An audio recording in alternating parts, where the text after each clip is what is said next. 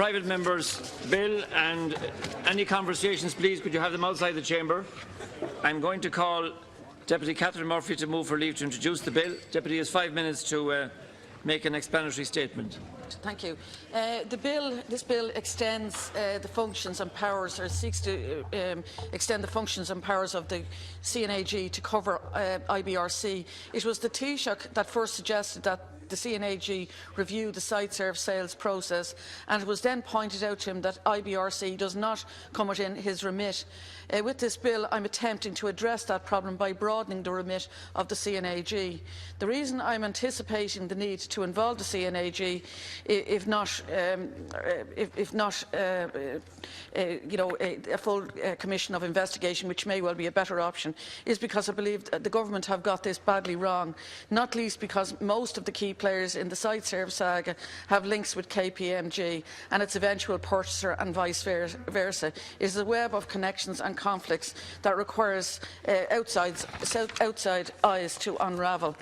I have no doubt that the Special Liquidator is more than capable of doing such a review, but his direct involvement in the sales process, his relationship with the eventual purchaser of SiteServe, and his current actions in the High Court in supporting Mr O'Brien versus RTE place him in a position where there is at the very least a perceived conflict of interest, if not an actual conflict of interest. The review is not confined to SiteServe, but it is the transaction that prompted a review. I would worry about the transactions that have been excluded from the review, given that what we now know, that in the final months before prom night, the relationship between the department and IBRC had completely broken down. If deals were being done without the knowledge or input of the Minister, then we need to know what they were.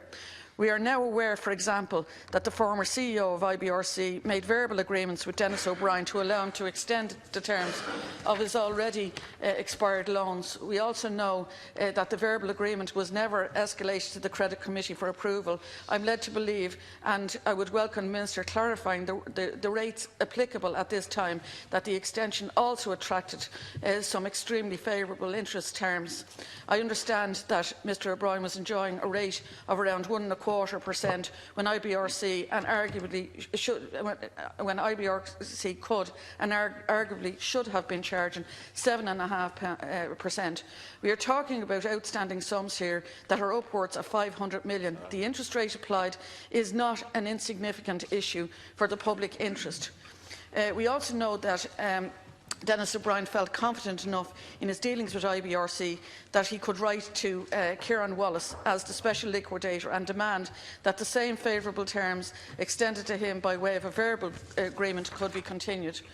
We now have Kieran Wallace, who has been appointed by the government to conduct the IBRC review, actually joining with IBRC and Denis O'Brien in the High Court and seeking to injunct the information I have outlined from coming into the public domain. Surely that alone represents a conflict.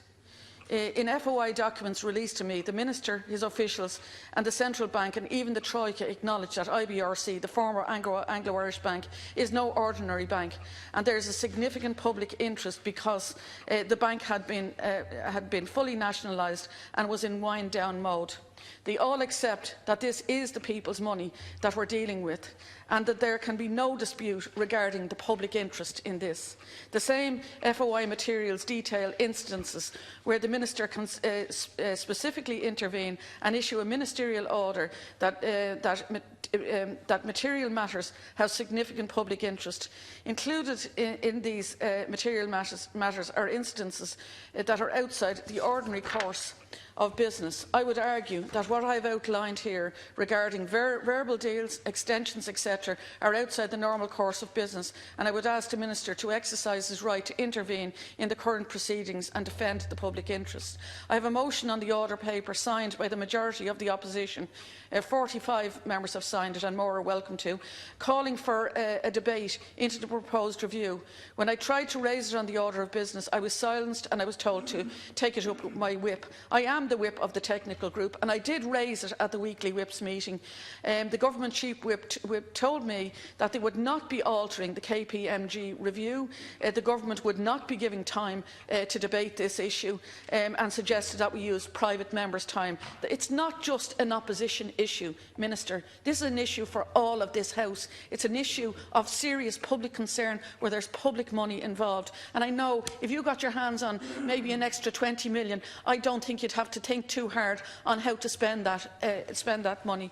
I urge the government to reconsider this and give the bill and the motion the time they deserved. I believe this is in the public interest. Thank you. Thank you, Deputy. So